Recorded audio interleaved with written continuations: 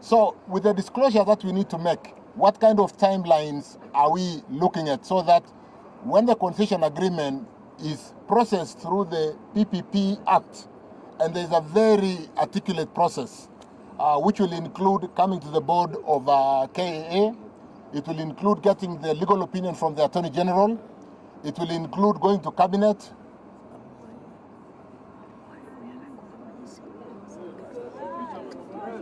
it will include taking the concession agreement to Cabinet. And I want to assure you, Cabinet is here to protect the interests of our Kenyans.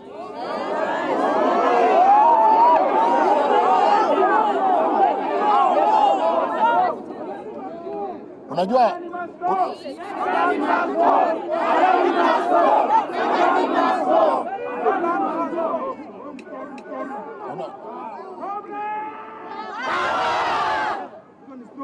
ni sawa, mtanisikiza na nitawasikiza pia, hakuna shida.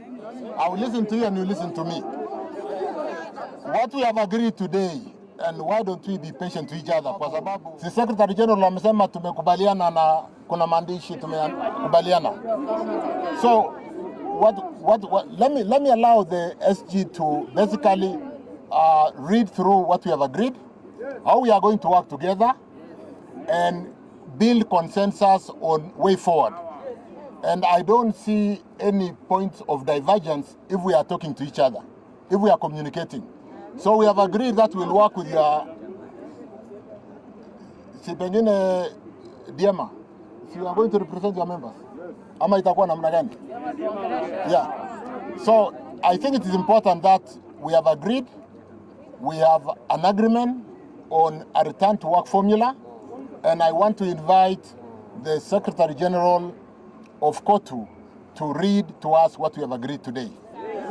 What is very important, and what I want to say from the government position, is that we are also aware that we've been taken to court.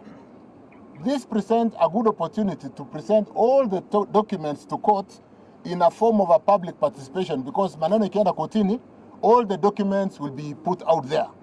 And this is part of the communication that will help us as government to continue communicating, continue public participation, and ensure everybody does get what the government is seeking to do to basically employ the PPP framework to open our infrastructure in roads. I also represent roads. To open our infrastructure in airports, to open our infrastructure in schools for our students, and so on and so forth. So I want to thank you, Brother Atoli, for being with us this afternoon, for reaching that consensus agreement on a return to work.